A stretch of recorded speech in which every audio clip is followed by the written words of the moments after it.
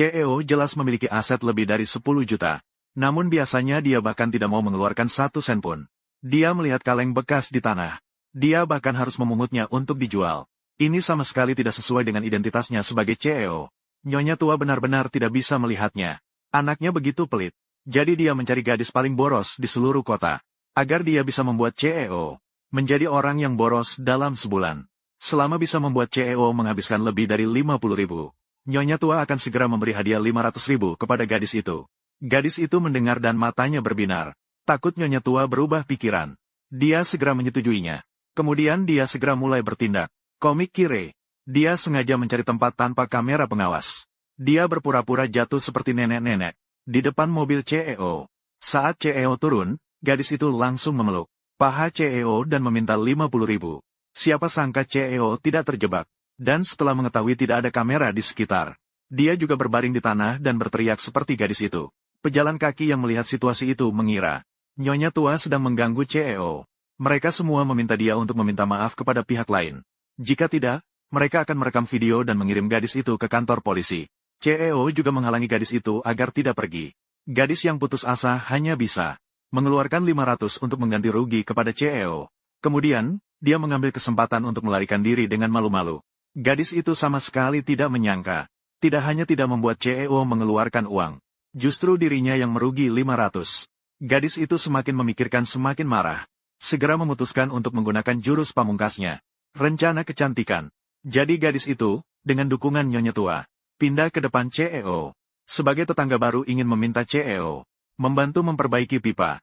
Namun, CEO keras kepala. Gadis itu hanya bisa mengeluarkan 300. Baru kemudian bisa mengundang CEO datang.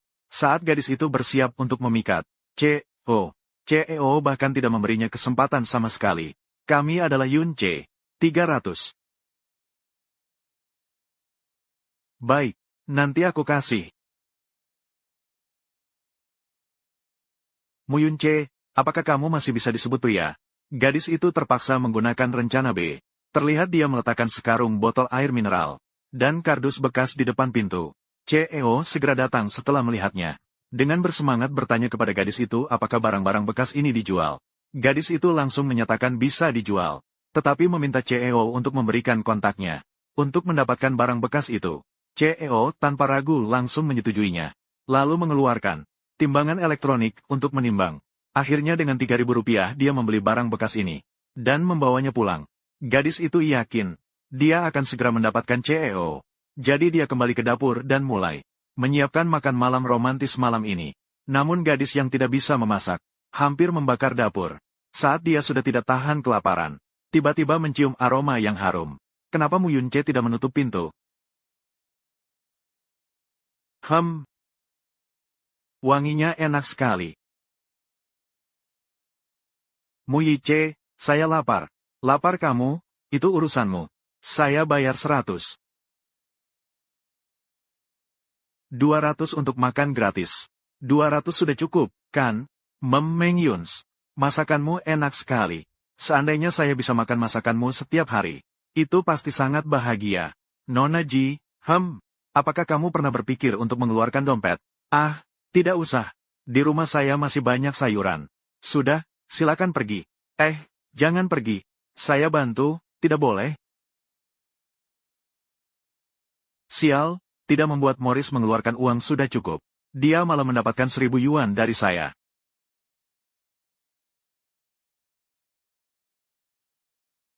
Kalau begitu, saya pergi. Masih bisa dapat uang, itu bagus. Wan C. Pasta gigi ini sudah habis. Aku membuangnya untukmu. Ah, tidak bisa. Kenapa? Seandainya kakeknya melihat adegan ini.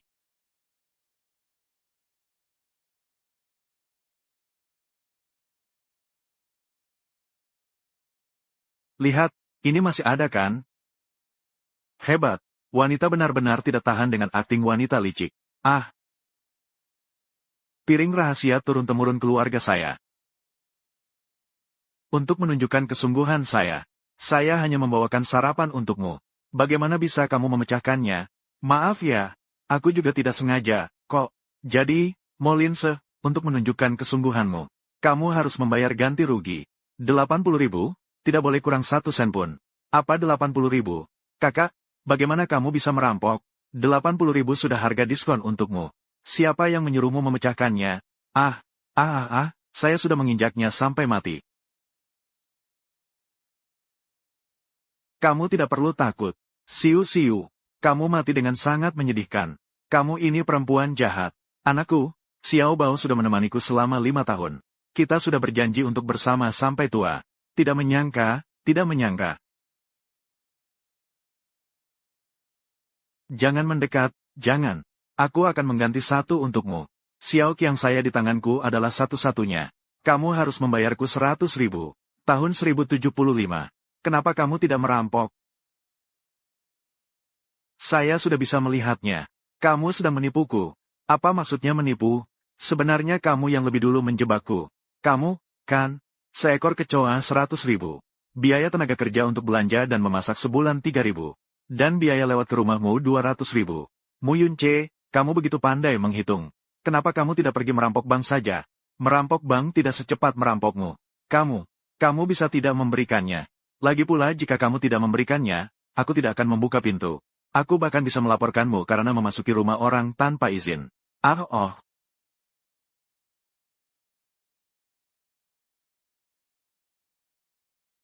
Sekarang bagaimana? Dia akhirnya sendirian. Selesai.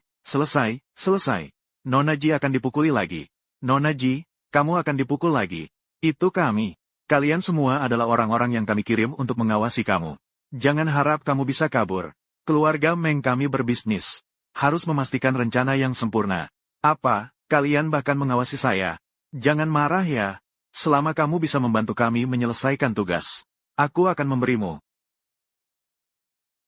20 juta. 20 juta.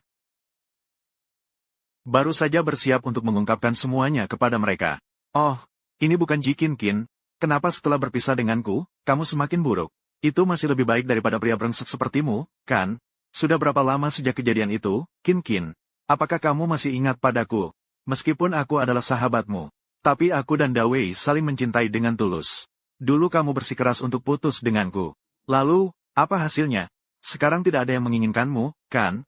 Seluruh Haicheng tahu dia adalah seorang pemboros. Siapa yang berani menginginkan wanita seperti itu?